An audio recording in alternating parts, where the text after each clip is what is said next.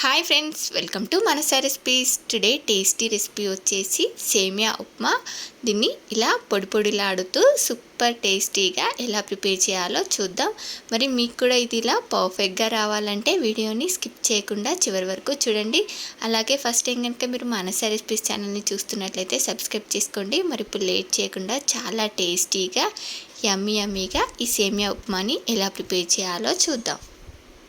ముందుగా ఈ సేమియా ఉప్మా చేసుకోవడానికి ఇలా ఒక ప్యాన్లోకి ఒక 2 టేబుల్ స్పూన్స్ వరకు ఆయిల్ తీసుకొని ఆయిల్ ఇలా వేడయిన తర్వాత ఆవాలు, జీలకర్ర, పచ్చిశనగపప్పుని వేసుకొని వీటిని ఇలా కొంచెం చిటపట్లాడేంత వరకు ఫ్రై చేసుకోవాలి. చూడండి, మనకు ఈ పచ్చిశనగపప్పు ఇలా ఎర్రగా అయ్యేంత వరకు వేపుకున్న తర్వాత మీకు కారానికి సరిపడా పచ్చిమిర్చి, సన్నగా కట్ చేసిన ఆనియన్స్, 2 రెమ్మల కరివేపాకు, మీకు టేస్ట్కి సరిపడా సాల్ట్ని యాడ్ చేసుకొని దీన్ని ఇలా బాగా ఫ్రై చేసుకోవాలి.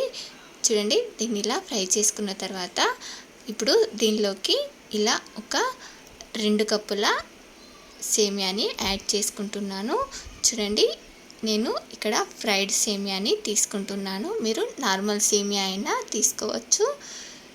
ఇలా 2 కప్పుల సేమియాని వేసుకున్న తర్వాత దీన్ని మంటని సిమ్లో పెట్టి ఈ సేమియాని బాగా ఫ్రై చేసుకోవాలి. ఇలా సేమియా ఫ్రై అయ్యేలోపు మనకు 2 కప్స్ సేమియాకి 3 కప్స్ వాటర్ని ఇలా ఒక పక్కన వేడి చేసుకోవాలి. మనకు నీళ్ళు వేడయ్యేలోపు సేమియా కూడా ఫ్రై అయిపోయింది. ఇప్పుడు వేడి నీళ్ళని ఈ సేమియాలోకి యాడ్ చేసుకొని దీన్నంతా కూడా ఇలా బాగా మిక్స్ చేసి ఉడికించుకోవాలి. చూడండి, ఇది ఇలా ఉడుకుతున్నప్పుడు లాస్ట్లో కొంచెం కొత్తిమీరని వేసుకొని దీన్నంతా కూడా మరోసారి ఇలా బాగా మిక్స్ చేసి ఇప్పుడు మంటని సిమ్లో పెట్టేసి మూత పెట్టి ఉడికించుకోవాలి.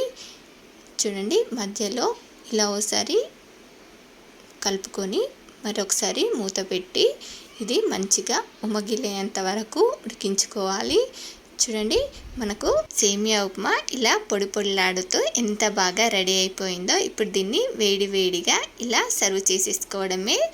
సూపర్ టేస్టీగా పొడి పొడిలాడే సేమియా ఉప్మా రెడీ అయిపోయింది. మరి మీకు కూడా నచ్చిందా? మరి మీలో ఎంతమందికి ఈ సేమియా ఉప్మా అంటే ఇష్టమో కామెంట్ చేయండి. అలాగే సేమియా ఉప్మా తినని వారు కూడా ఓసారి ఇలా ట్రై చేసి చూడండి, సూపర్ టేస్టీగా ఉంటుంది. మరి మీలో ఎంతమందికి నచ్చిందో ఒక లైక్ చేసి కామెంట్ చేయండి. అలాగే మీకు ఈ రెసిపీ కనుక నచ్చినట్లయితే మా ఛానల్ని లైక్ చేయండి, షేర్ చేయండి. మరిన్ని టేస్టీ అండ్ హెల్దీ రెసిపీస్ కోసం మానసా రెసిపీస్ ఛానల్ని సబ్స్క్రైబ్ చేసి దాని పక్కనే ఉన్న బెల్ సింబల్ని క్లిక్ చేయండి. Thank you for watching my video.